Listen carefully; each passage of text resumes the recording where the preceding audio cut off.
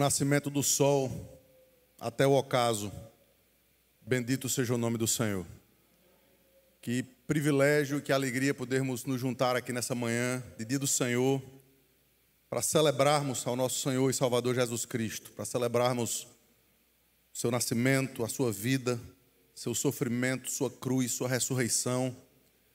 Toda a obra de Cristo é celebrada nesse dia que a gente se ajunta para entoar louvores ao seu santo e poderoso nome. Se você puder abrir a palavra de Deus, a sua Bíblia, livro que tem sido cada vez mais atacado, mas que cada vez se coloca mais de pé, sendo provado por meio de gerações de transformação, vidas, civilizações, cidades são transformadas pela leitura desse livro. Ela permanece de pé. No livro de Abacuque, profeta do Velho Testamento, capítulo 2, e nós leremos dos versículos 5 ao 20, até o final do capítulo. No domingo passado, nós focamos nos 4 primeiros versículos, onde o centro desse texto é também o centro do Evangelho. O justo viverá pela fé. E agora, obrigado. E agora nós temos o contraponto do justo, o ganancioso, o desonesto, o violento, o sensual, o idólatra. Mas como nós vimos ontem, ou no domingo passado, o soberbo. Assim diz. Eu vou ler a partir do versículo 4 para fazer o contexto com vocês. Eis o soberbo, sua alma não é reta nele, mas o justo viverá pela fé.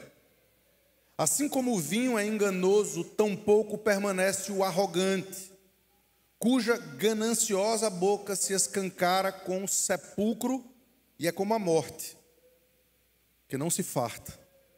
Ele ajunta para si todas as nações e congrega todos os povos. Não levantarão, pois, todos contra ele um provérbio, um dito zombador? Dirão: ai daquele que acumula o que não é seu. Até quando? E daquele que a si mesmo se carrega de penhores? Não se levantarão de repente os teus credores, e não despertarão os que te hão de abalar? Tu lhe servirás de despojo. Visto como despojaste a muitas nações, todos os demais povos te despojarão a ti, por causa do sangue dos homens e da violência contra a terra, contra a cidade e contra todos os seus moradores. Ai daquele que ajunta em casa bens mal adquiridos, para pôr em lugar alto o seu ninho, a fim de livrar-se das garras do mal. Vergonha maquinaste para a tua casa, destruindo tu a muitos povos, pecaste contra a tua alma. Porque a pedra clamará da parede e a trave lhe responderá do madeiramento. Ai daquele que edifica a cidade com sangue e a fundamenta com iniquidade.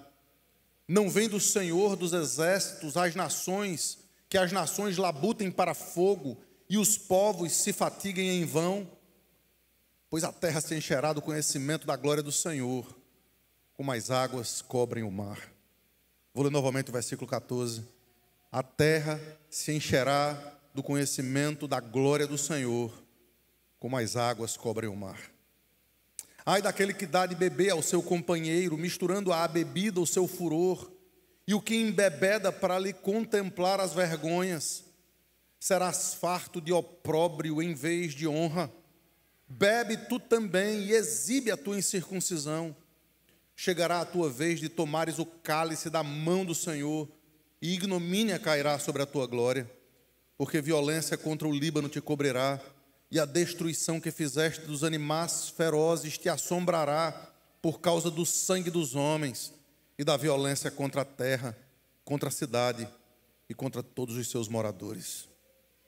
Que aproveita o ídolo, visto que o seu artífice o esculpiu, e a imagem de fundição, mestra de mentiras, para que o artífice confie na obra, fazendo ídolos mudos.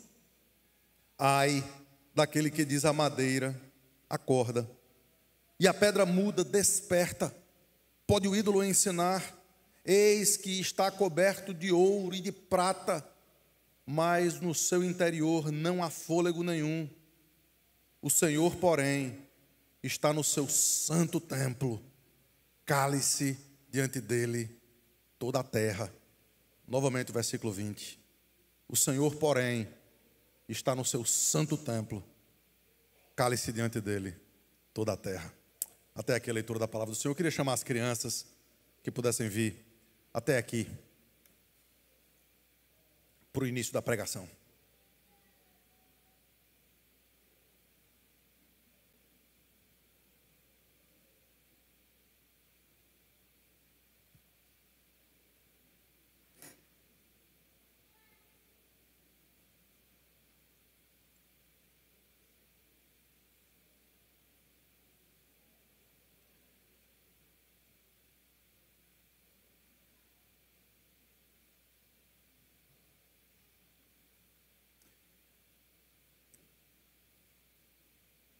Eu agora, para os adultos, vou denunciar a minha idade. Porque quando eu estava preparando o que ia falar para as crianças, eu disse, eu vou pensar num desenho animado para poder trazer uma ilustração. E o desenho animado que veio para a minha cabeça foi o Coiote. E vocês certamente não sabem quem é o Coiote e o Papa-Léguas. Mas o Coiote e o Papa-Léguas, eu vou tentar dizer para vocês mais ou menos como é que eles funcionavam. O Coiote estava sempre tentando se dar bem, independentemente das motivações, independentemente de como ele ia se dar bem, ainda que prejudicasse o Papa-Léguas. E o Papa-Léguas vivia sem estar nem aí, vivia correndo e não se dava mal. Quem se dava mal era o Coiote. A gente vai mais ou menos aprender isso nesse texto. Quando a gente tenta fazer as coisas para o nosso próprio bem, sem que as consequências estejam diante dos nossos olhos, sem que a obediência a Deus esteja diante da gente, a gente vai terminar se dando mal. Porque desobedecer a Deus é a pior coisa que a gente pode fazer. Mas quando a gente obedece a Deus, independentemente de se aquilo imediatamente vai ser bom ou ruim, é a melhor coisa que a gente pode fazer. Porque no final, Deus abençoa a gente.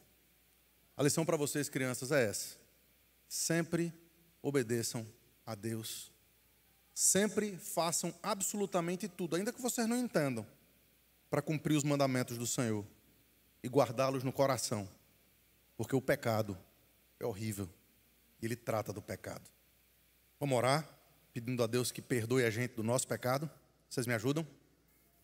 Senhor Deus, muito obrigado pelo perdão. Nós somos pecadores. Nós desobedecemos. Mas o Senhor nos perdoa. Te pedimos que o Senhor faça isso hoje mesmo. Em nome de Jesus. Amém. Podem sentar lá, queridos. Deus abençoe vocês.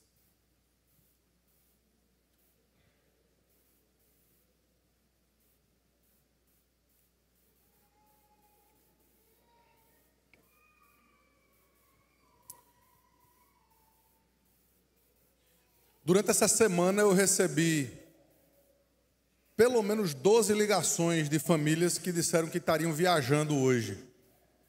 E eu acho que foi por conta do anúncio que foi feito domingo passado, que o texto não seria um texto tão simples de pregar assim.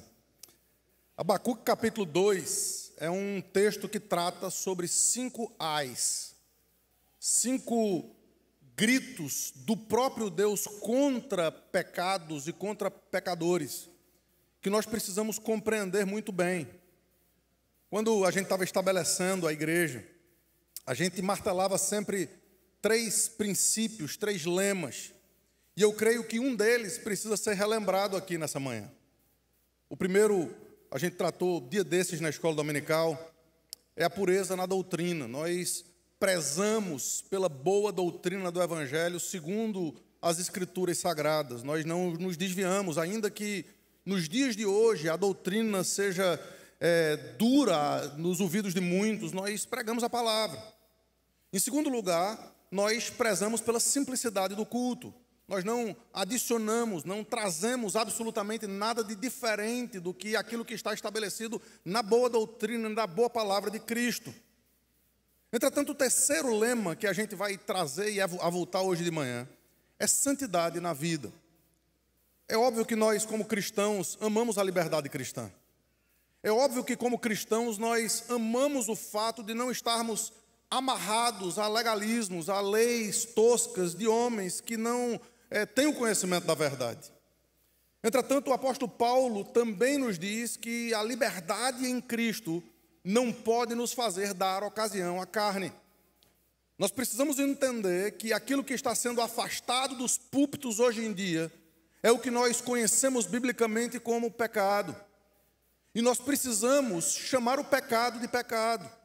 Nós precisamos entender que o pecado continua sendo horrível diante dos olhos de Deus, e foi precisamente por conta do pecado que o mundo, que o cosmos se colocou em confusão. Maldita é a terra por tua causa, por causa do pecado, por causa da nossa ira contra Deus, por causa de nós nos orgulharmos contra Deus. E a gente vai perceber aqui, queridos, que é precisamente o orgulho que vai ser a raiz de todos os pecados que são trazidos nesse texto.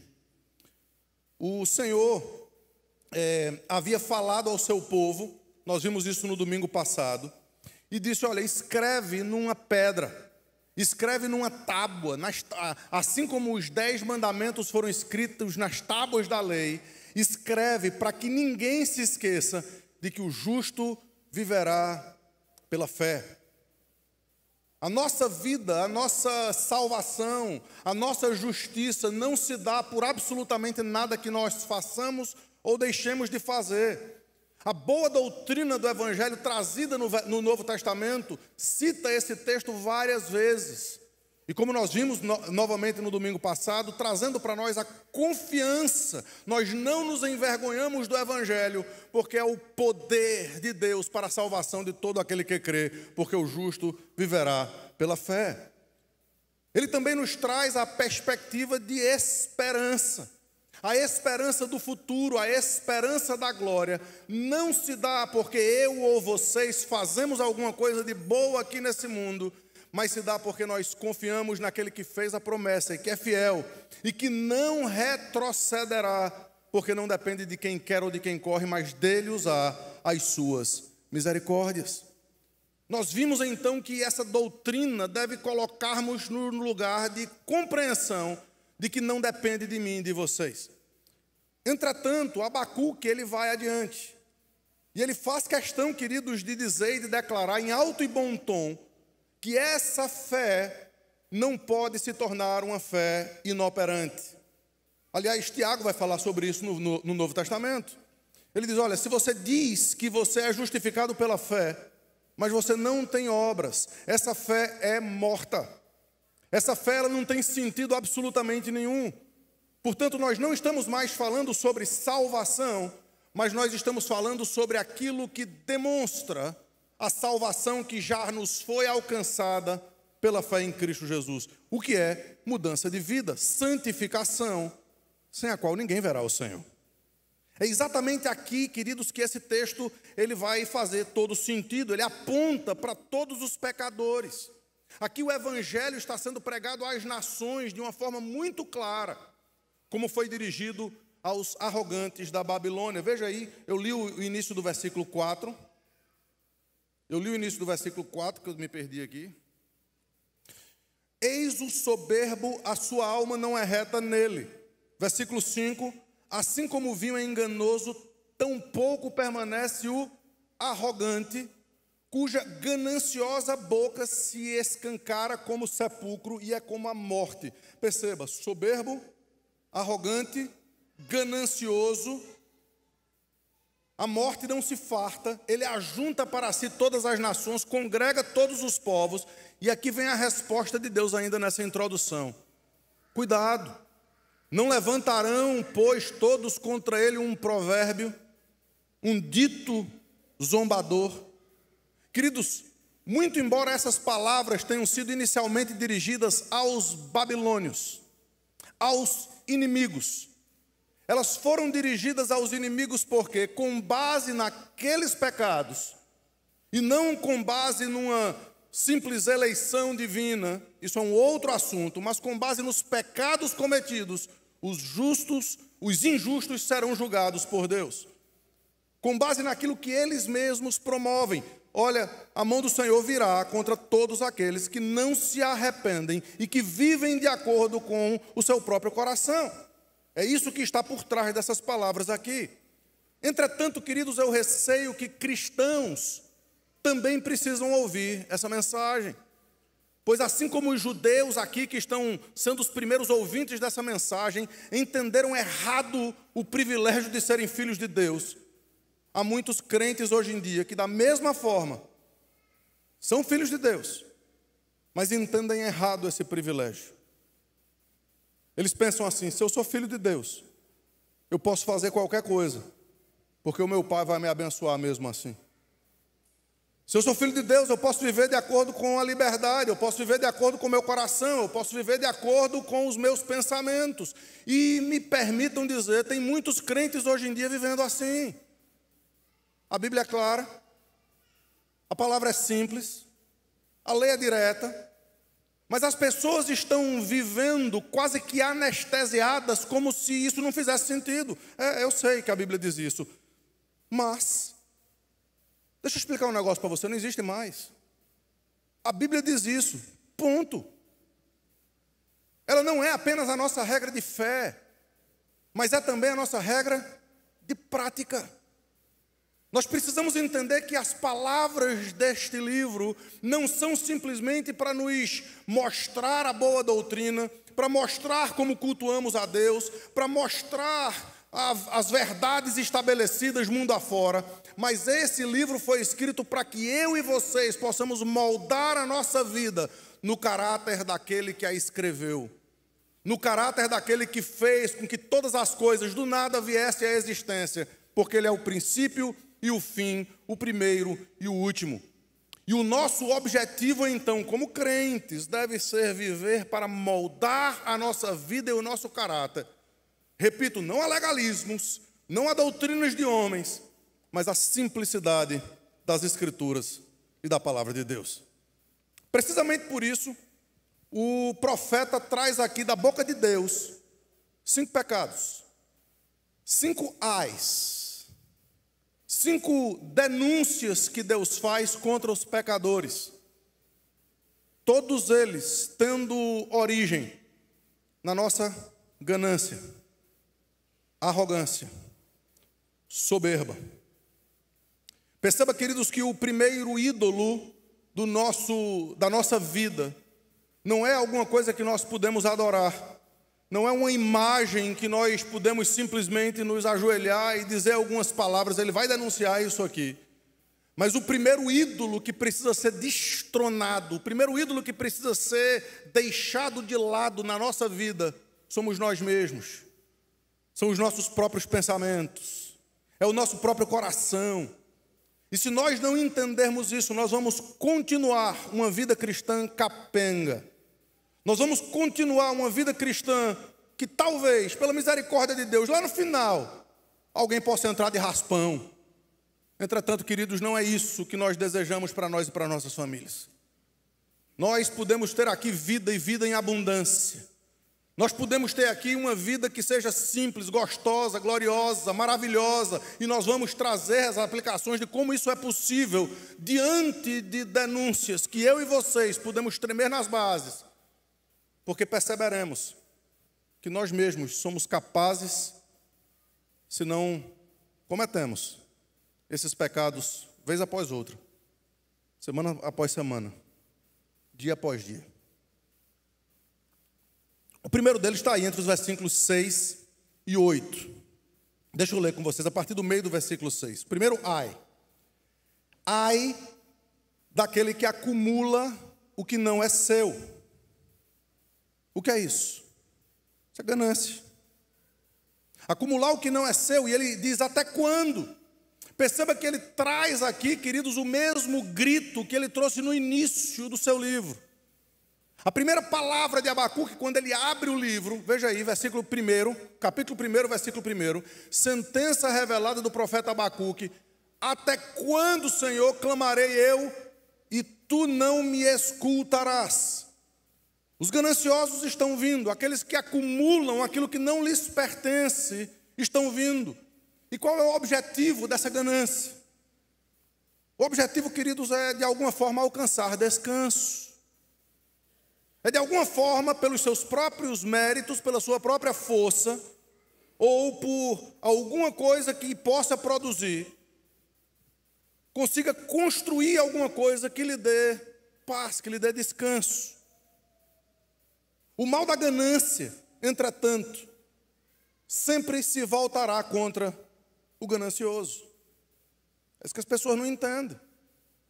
Sendo aqui, ou lá na glória, ou lá na vida futura, o mal sempre retornará. Veja a continuação do versículo 6. Aí daquele que acumula o que não é seu, até quando? E daquele que a si mesmo se carrega de penhores, não se levantarão de repente os teus credores, e não despertarão os que te hão de abalar, tu lhes servirás de despojo. Foi o que aconteceu com a Babilônia, que cresceu. Foi o que aconteceu com aquele povo, com os caldeus, que estavam vindo marchando sobre a terra, que acumulavam aquilo que não era seu. Foi o que aconteceu com esse povo, que o próprio Deus estava dizendo para eles, antes de acontecer: vocês vão fazer tudo isso, e vocês vão receber a punição por tudo que vocês estão fazendo. Versículo 8, visto como despojaste a muitas nações, todos os mais povos te despojarão a ti por causa do sangue dos homens e da violência contra a terra, contra a cidade e contra todos os seus moradores. Queridos, a ganância, os bens mal adquiridos sempre se voltarão contra aqueles que o possuem. Aqui nós temos precisamente o contrário do princípio de Salomão de lançar o pão sobre as águas, de estar sempre disposto a ajudar o próximo, de construir com as suas próprias mãos o que é bom, para que tenhamos com o que atender ao necessitado. Perceba, o ganancioso quer sempre o seu, quer sempre para si, quer sempre o seu conforto, o seu descanso. E o Evangelho em Efésios capítulo 4, versículo 28, diz precisamente o contrário. Aquele que furtava. Perceba, essa ganância, acumular o que não é seu é furto. Paulo diz, aquele que furtava, não furte mais. Antes trabalhe, fazendo cada um com as suas próprias mãos o que é bom, para que tenha com que atender ao necessitado. Você não vai conseguir o descanso que você tanto busca. É por isso que tem tanta gente ainda hoje, queridos, talvez aqui nessa manhã nos ouvindo, que continua achando que o que vai trazer para você o descanso necessário é o que você pode ter aqui nesse mundo, independentemente de como você constitui esses seus bens. Bens mal adquiridos, e vocês vão ver isso no segundo ponto, eles vão se voltar contra você. Não valem a pena. Não valem a pena. Não vão trazer o descanso para você, porque em segundo lugar, o segundo ai é trazido aí contra a desonestidade. Veja, primeiro ganância, buscar aquilo que é seu em primeiro lugar e não necessariamente o que é do outro. O anti-evangelho, o evangelho diz o contrário, que nós devemos buscar em primeiro lugar o que é do outro, considerar sempre o outro superior a nós mesmos. Mas o anti-evangelho é esse evangelho do eu, do meu, do que me pertence. A desonestidade está aí, entre os versículos 9 a 11. Se você puder ler comigo. Ai daquele que ajunta em sua casa bens mal adquiridos. Para quê? Para que você tem bens mal adquiridos? Via de regra você tem isso porque você quer conforto. Porque você quer estabelecer, o texto vai dizer aqui, veja aí o versículo 9 ainda, para pôr em lugar alto o seu ninho a fim de livrar-se das garras do mal. Veja a resposta de Deus aí no versículo 10. Vergonha maquinaste para a tua casa, destruindo tu a muitos povos, pecaste contra a tua alma. E veja se alguém consegue dormir numa casa com bem maus adquiridos. Veja se alguém consegue colocar a sua cabeça no travesseiro e ainda assim ter o temor de Deus, sabendo que aquele pedaço de madeira que está ali na sua casa é um pedaço de madeira que foi colocado por uma fonte que não foi o seu próprio trabalho, o seu próprio esforço, por uma fonte que foi desonesta, por uma fonte que foi contrária àquele estabelecido pelo próprio Deus. Veja aí o que diz o versículo 11. Porque a pedra clamará da parede e a trave lhe responderá do madeiramento, enquanto o cara está tentando dormir. É como se ele estivesse ouvindo os seus bens conversando uns com os outros, dizendo: não deveríamos estar aqui. Nós não pertencemos a este ímpio. Nós não pertencemos a este que está tendo essas coisas como que por usurpação. E queridos, tem muitos crentes hoje em dia se ostentando com aquilo que não lhes pertence, achando que vão encontrar conforto, mas não podem dormir em paz. Se crentes forem, não podem dormir em paz, porque a desonestidade é algo que não traz conforto para o crente. Essa imagem é trazida novamente no Novo Testamento. Se você for lá em Tiago, capítulo 5, Tiago capítulo 5, eu quero ler o versículo 3, mas me deixe ler a partir do versículo 1. O texto diz assim: atendei agora, ricos, chorai lamentando por causa das desventuras que vos sobrevirão. E percebam, esses ricos já foram denunciados nos capítulos anteriores. Não eram simplesmente ricos porque haviam trabalhado e ficado ricos, mas eram ricos desonestamente. As vossas riquezas estão corruptas e as vossas roupagens comidas de traça. Presta atenção, queridos, no versículo 3. O vosso ouro e a vossa prata foram gastos de ferrugem, e a sua ferrugem há de ser por testemunho contra vós outros mesmos, e há de devorar como fogo as vossas carnes, porque tesouros acumulastes nos últimos dias. Presta atenção na imagem aqui. As riquezas mal adquiridas, trazidas aqui por Abacuque, são essas mesmas riquezas que servirão de combustível para o fogo que arderá no inferno contra aqueles que assim as possuíram e não se arrependeram dos seus próprios pecados. Perceba que esse ai de Abacuque, ele traz essa perspectiva de tremor nas pernas. Ele traz essa perspectiva de precisarmos viver a nossa vida de uma forma a sermos transformados por Deus. E é possível que ele faça isso. Não foi o que aconteceu com Zaqueu? Um homem rico, mas que não tinha integridade.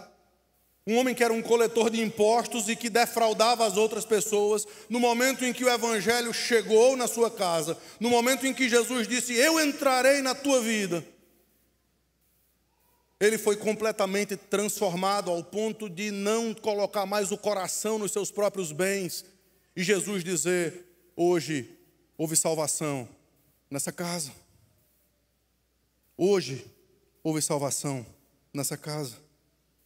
Onde está o seu tesouro, aí estará também o seu coração. Terceiro ai. O terceiro grito que Deus traz aos ouvidos dos pecadores está aí, queridos, nos versículos 12 a 14. Ai daquele que edifica a cidade com sangue e a fundamenta com iniquidade. E aqui, queridos, o pecado é o pecado já denunciado no primeiro capítulo da violência. Versículo 13 ainda. Não vem do Senhor dos exércitos que as nações labutem para fogo e os povos se fatiguem em vão. Perceba que há aqui essa construção com sangue, essa violência, como eu disse, trazida nos versículos, no capítulo 1, versículos 1 e 2. A gente já foi para esses versos, mas veja aí, versículo 2 principalmente. Até quando, Senhor, clamarei eu, e tu não me escutarás? Gritar-te-ei violência E não me salvarás, porque me mostras a iniquidade e me fazes ver a opressão, pois a destruição e a violência estão diante de mim. Há contendas e o litígio se suscita. Perceba que quando a gente pensa em violência, a gente pensa no Hamas, a gente pensa no que está acontecendo nas guerras, a gente pensa nas maldades e atrocidades que são feitas mundo afora. E é claro que nós precisamos saber que Deus vai julgar essas coisas também. Mas o que Abacuque estava falando no primeiro capítulo era muito mais voltado para o seu próprio povo do que para os inimigos. Era o litígio, era a contenda, era a confusão, era a fofoca, era a intriga, era a percepção de que não poderia haver paz. E perceba, queridos, aqueles que assim agem nunca vão ter paz. Se o que você está buscando é paz na sua vida, você não pode buscar paz na sua vida trazendo violência, mentiras, desilusões, fofocas e intrigas contra outras pessoas. A verdade é que os que cometem essas coisas não herdarão a terra, porque são violentos. E o que é que o Senhor Jesus diz no Sermão do Monte? Os mansos herdarão a terra. Aliás, é precisamente nesse contexto que temos o versículo 14. Um versículo que é tão teologicamente tirado de contexto. Mas aqui nesse contexto, veja como ele faz sentido. Ao invés de violência, dos que não herdarão a terra, porque os mansos é que herdarão a terra. Veja o versículo 14. Porque a terra se encherá do conhecimento da glória do Senhor, como as águas cobrem o mar. E aqui a gente tem uma promessa evangélica. A gente tem uma promessa de que aqueles que ouvem o Sermão do Monte, as palavras de Cristo, se o teu inimigo tiver sede, dá-lhe de beber. Se ele tiver fome, dá-lhe de comer. Se ele tiver frio, aquece-lhe com a tua capa. Esses estarão fazendo como se ao próprio Cristo. Aqueles que vivem, queridos, aqui uma vida que seja altruísta, que seja não de si para si mesmo, mas de si para o outro. Eles vão conseguir a paz que tanto buscamos. Eles vão conseguir a paz que os outros que estão tentando de outras formas não conseguem, porque é uma paz que excede todo entendimento.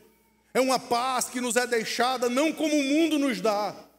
Jesus Cristo diz: deixo-vos a paz, a minha paz vos dou, não vos la dou como o mundo a dá. É diferente. Não é uma paz circunstancial, mas é uma paz de alma, de espírito, independentemente das circunstâncias ao nosso redor. É por isso que o crente sabe viver. O crente de verdade, o ímpio, o fiel, o justo, vive pela fé e não como consequência dessas coisas e dessa violência. Em quarto lugar, queridos, nós temos aí a sensualidade tão comum nos nossos dias. Versículos 15 a 17, o texto diz assim: ai daquele que dá de beber ao seu companheiro, misturando a bebida ao seu furor, e o que embebeda para quê? Para lhes contemplar as vergonhas. Serás farto de opróbrio em vez de honra. Perceba, você está tentando buscar prazer naquilo que Deus abomina. Você está tentando buscar prazer naquilo que Deus já disse que não deve ser o seu prazer. Você não vai ter prazer. Talvez um prazer momentâneo. Talvez um prazer que vai trazer alguns instantes momentâneos de euforia, mas que vai deixar um gosto amargo, terrível, naqueles que são crentes de verdade. Um gosto, queridos, que não tem como ser tragável, porque o crente não consegue viver na prática do pecado. Veja, ele peca, mas ele não consegue conviver em paz ou ter prazer na prática do pecado. Deus diz em Apocalipse que odeia as obras dos nicolaítas, aqueles que traziam a sensualidade como sendo participantes do culto, aqueles que admitiam a sensualidade no povo de Deus fora dos limites do casamento. Nossa sociedade, queridos, e pasmem, a nossa igreja nos dias de hoje estão brincando com Deus e permitindo que o templo do Espírito Santo seja objeto de descaso.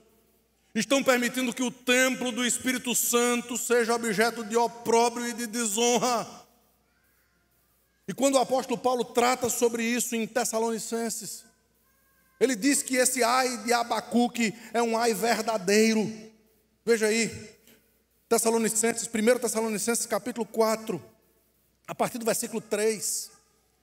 Pois essa é a vontade de Deus, a vossa santificação, e que vos abstenhais da prostituição. E a palavra prostituição aqui é muito mais ampla do que simplesmente você pagar o preço por uma prostituta.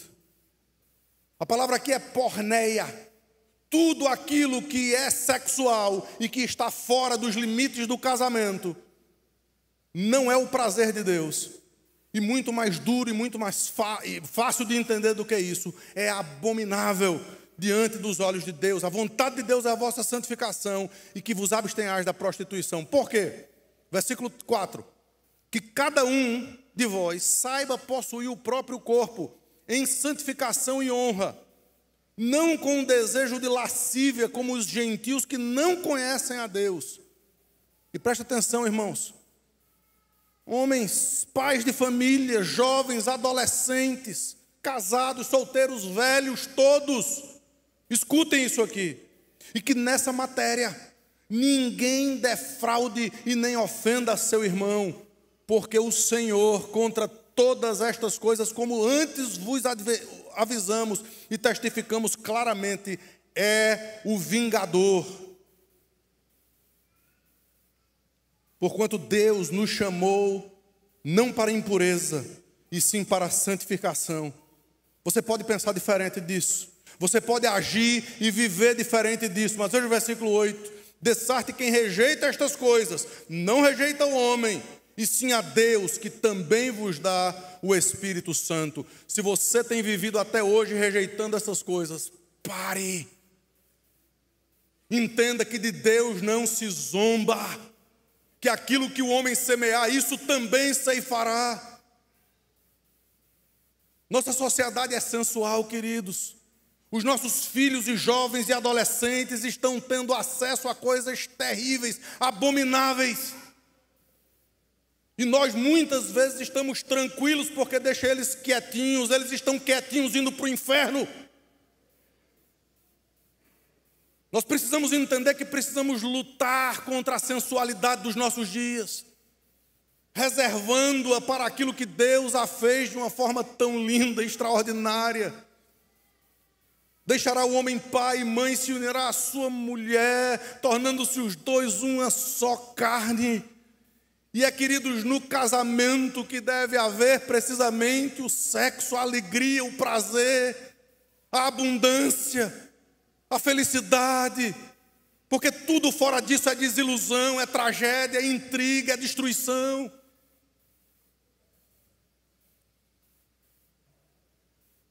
Aqueles que buscam prazer nessas coisas, jamais vão ter o prazer verdadeiro. Jamais vão ter o prazer verdadeiro, ainda que pensem que assim o fazem. Em quinto e último lugar, nós vemos aí o que vai trazer luz a todos os outros pontos, versículos 18 a 20, é o pecado da idolatria, que aproveita o ídolo, visto que o seu artífice o esculpiu, e a imagem de fundição, mestre de mentiras, para que o artífice confie na obra fazendo ídolos mudos. E aqui vem o ai. Ai daquele que diz a madeira, acorda. Ele está trazendo aqui, queridos, algo que pode parecer muito simples. Os mandamentos do Senhor estavam lá. Eles estavam vindo, eles eram um povo que estava vindo contra o povo de Israel. E o povo de Israel iria, depois do cativeiro, quando eles fossem para o cativeiro, se dobrar a esses ídolos. E Abacuque está dizendo assim, mas que loucura é essa? Quais são os ídolos deles? Qual é o tipo de vida que eles têm? Que tolice, é madeira, é prego, é pedra, é ouro, é prata.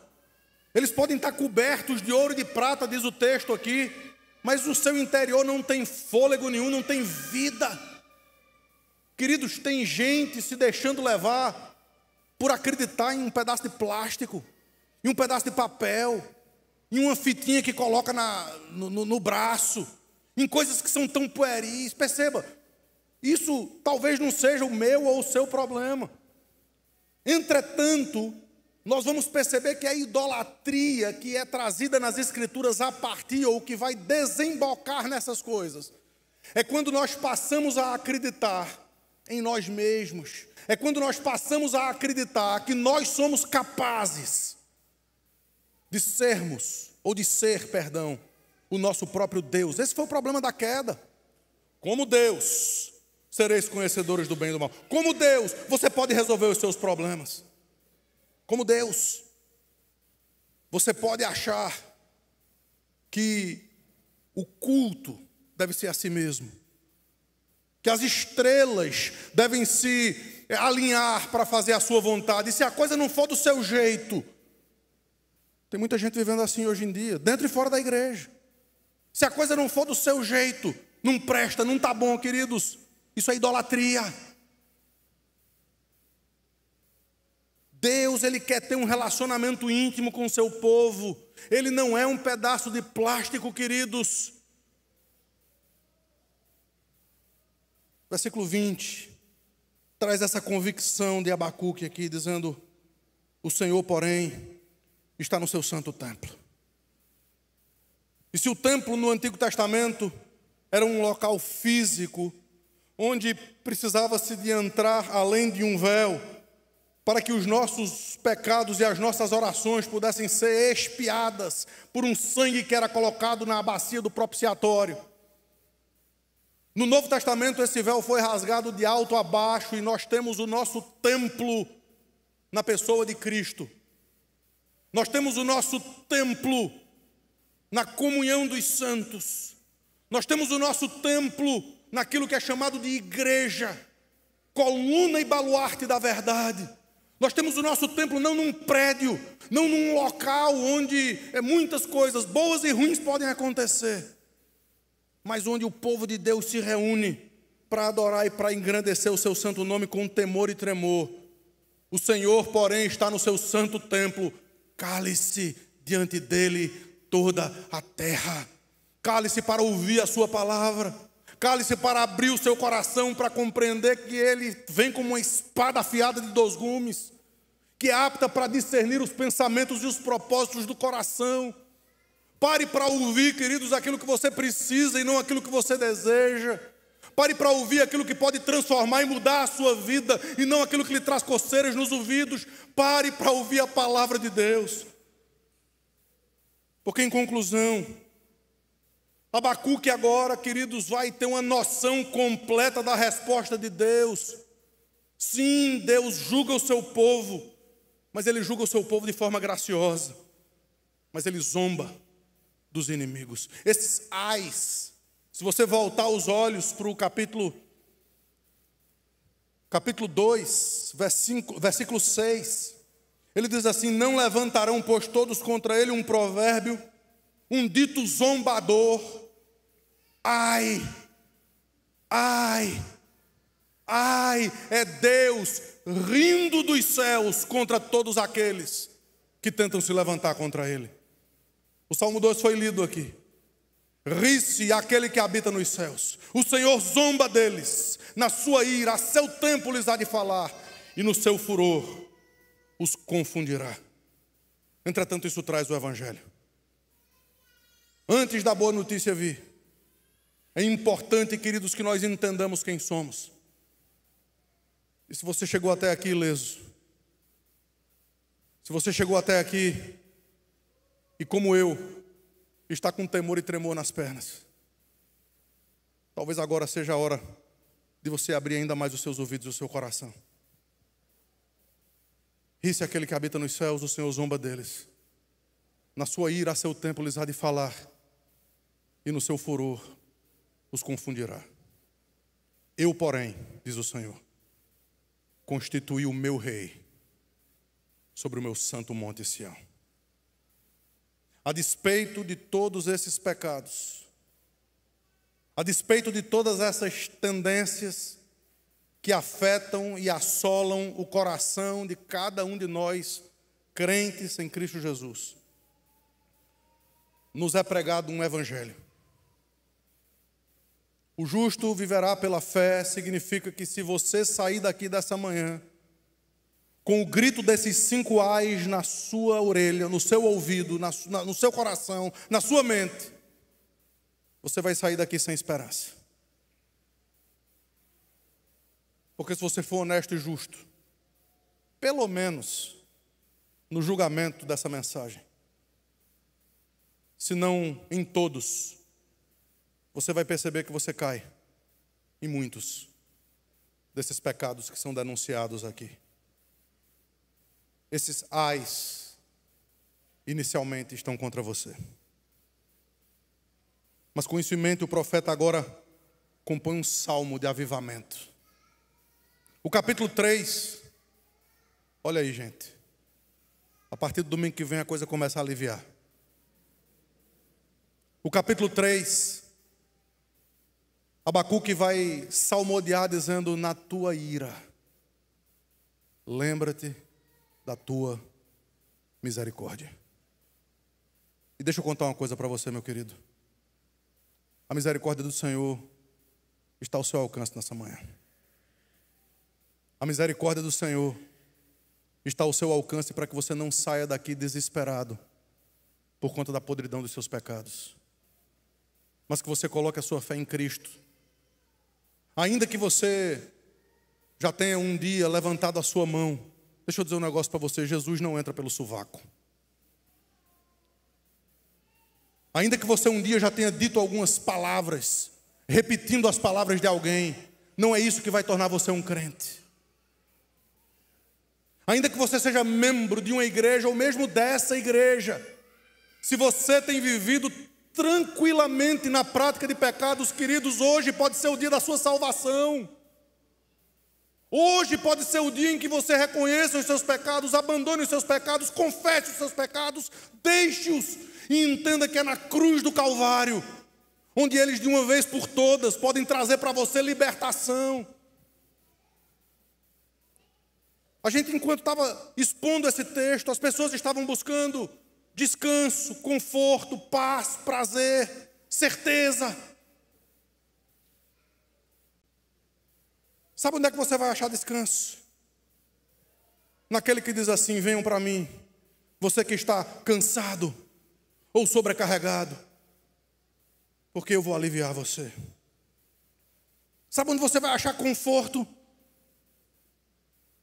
Perguntando para si mesmo: aonde é que está o seu tesouro? Porque aonde estiver o seu tesouro, aí está o seu coração. E se o seu tesouro está nas coisas desse mundo, você é o mais infeliz de todos os homens. Mas se o seu tesouro estiver na glória, se a sua mente estiver nas coisas lá do alto onde Cristo vive, queridos, a paz, a prazer, a conforto supracircunstancial. Como eu já disse aqui, foi Jesus Cristo que disse que a paz que eu deixo para vocês é diferente do mundo. O nosso prazer não está naquilo que a nossa carne pode produzir, mas o prazer do crente está na lei do Senhor, e na sua lei ele medita de dia e de noite. Troque o tempo que você passa fazendo besteira, vendo besteira, enchendo a sua mente de coisas que são fúteis, que vão destruir o seu futuro, que vão destruir a sua vida, a sua alma, que vão dilacerar o seu coração. Troque por momentos de intimidade com Deus, pela leitura da palavra, por conversas boas, por pregação do evangelho.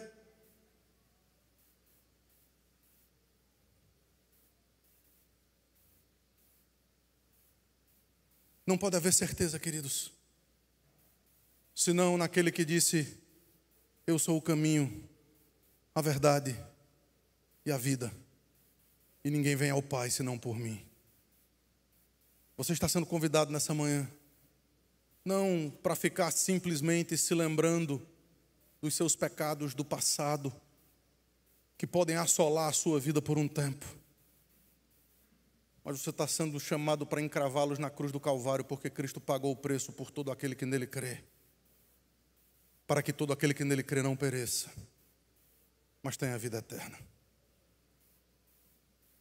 Que o Senhor, Rei do Universo, que o misericordioso por excelência, ainda que na pregação do Evangelho que traz os ais contra aqueles que não se submetem a Cristo, possam trazer para mim e para vocês nessa manhã a esperança da glória, o desejo de andarmos corretamente com o Senhor e de vivermos de forma digna do Evangelho de Cristo.